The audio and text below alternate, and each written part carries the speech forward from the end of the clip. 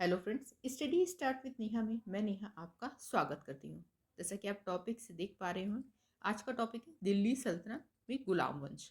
इससे पहले हम भारत में इस्लामिक आक्रमण के बारे में 4 क्लासेस में पढ़ चुके हैं, जिसमें हमने मोहम्मद गजनवी के भारत में आक्रमण एवं गौरी के भारत में आक्रमणों का क्रमबद्ध अध्ययन किया है। अगर आपने वो वीडियो नहीं देखी है तो इस वीडियो को देखने से पहले उन वीडियो को देख लें, जो आपके अध्ययन में उपयोगी होगी और आपको इस क्रम को समझने में सहायता प्रदान करेगी।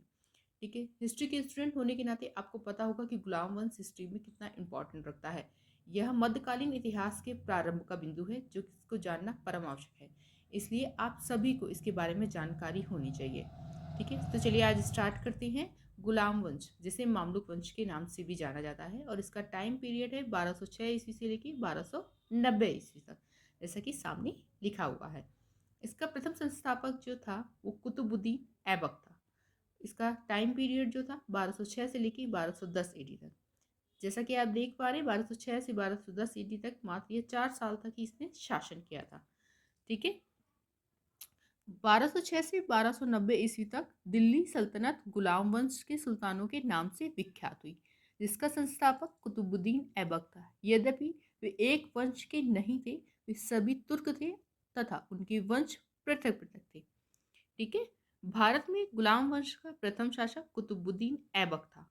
बचपन में उसे निशापुर के काजी फखरुद्दीन अब्दुल अजीज कूफी ने एक दास के रूप में खरीदा था। ठीक है, और इसको मोहम्मद गौरी द्वारा खरीद लिया गया था।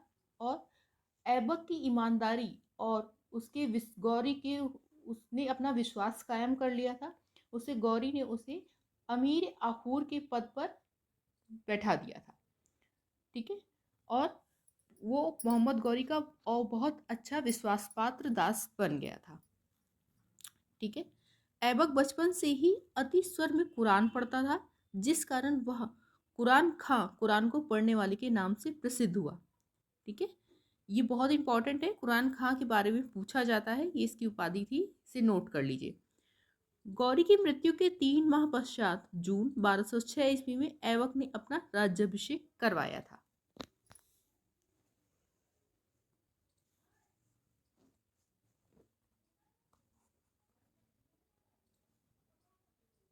इसने लाहौर को अपनी राजधानी बनाया। इसने कभी सुल्तान की उपाधि धारण नहीं की। ठीक है, इसने केवल मलिक और सिपह सलार की पदवियों से ही अपने को संतुष्ट रखा। ठीक है, ये ऐबक जो था, इस ये दिल्ली सल्तनत में गुलाम वंश का संस्थापक के नाम से तो जाना जाता है, लेकिन वास्तविक संस्थापक इल्तुतमिश को कहा जाता है, क्योंकि इसका टाइम पीरियड बहुत ही कम था और भारत की ऐसी परिस्थितियां नहीं थी कि ये पूर्ण रूप से अपने आप का शासन स्थापित कर पाता। ठीक है, क्योंकि इसके पास इसके खिलाफ थे, क्योंकि ये एक दास था और इसी के तरह के और भी दास थे जो अपना दावा प्रस्तुत कर रहे थे। ठीक है, इसमें कुबाचा एल्दौज प्रमुख थे। ठीक है, जिसको सामना इल्तुतमिश को भी करना पड़ा। इल्तुतमिश, जैसा कि आप जानते होंगे, अगर नहीं जानते तो मैं बता देती हूँ, इल्तुतमिश ऐबक का दामाद था, जो कि उसका अगला उत्तराधिकारी होगा। ठीक है, ऐबक के दान देने के कारण उसे लाख बख्श, लाखों का दान देने वाला, पील बख्श, हाथियों का दान देने वाला भी कहा जाता है। बहुत से पहले के क्वेश्चंस में आपने देखा होगा, इसे ऐबक को लाख बख्श के बारे में पूछा गया है कि लाख बख्श किसे कहते हैं, लेकिन अब जो भी क्वेश्चन आ रहे हैं उसमें उसके अलग अलग नाम, पील बख्श किसे कहा जाता है ये भी पूछा जाता है। तो ये बहुत ही इंपॉर्टेंट है, इसे नोट कर लीजिए। और मिनहाज उस सिराज ने उसे क्या कहा था, इसके बारे में भी पूछा जाता है, तो उसे हातिम द्वितीय कहा था। ठीक है, इसे नोट कर लीजिए। कुतुबुद्दीन ऐबक के अधिकार क्षेत्र में सिंध, पंजाब, दिल्ली, दोआब तक के क्षेत्र थे। उसके प्रमुख शत्रु उसी के साथी और उस समय की परिस्थितियां थी, जिसने इल्तुतमिश को भी प्रभावित किया। कुतुबुद्दीन ऐबक के काल में अजमेर में 2.5 दिन का झोपड़ा मस्जिद बनाई गई थी, जिसके बारे में मैंने आपको कल बताया था, और दिल्ली में कुव्वत उल इस्लाम मस्जिद का निर्माण किया गया था। प्रसिद्ध सूफी संत कुतुबुद्दीन बख्तियार कागी, जो चिश्ती सिलसिले से संबंधित थे, उस समय दिल्ली आने वाले थे। उनके सम्मान में ऐबक ने दिल्ली में कुतुब मीनार का निर्माण आरंभ किया, परंतु उसे पूर्ण नहीं करा सका क्योंकि उस समय उसकी मृत्यु हो गई थी। कहा जाता है 1210 ईस्वी में ऐबक चौगान पोलो खेलते समय घोड़े से गिरकर उसकी मृत्यु हो गई। ठीक है।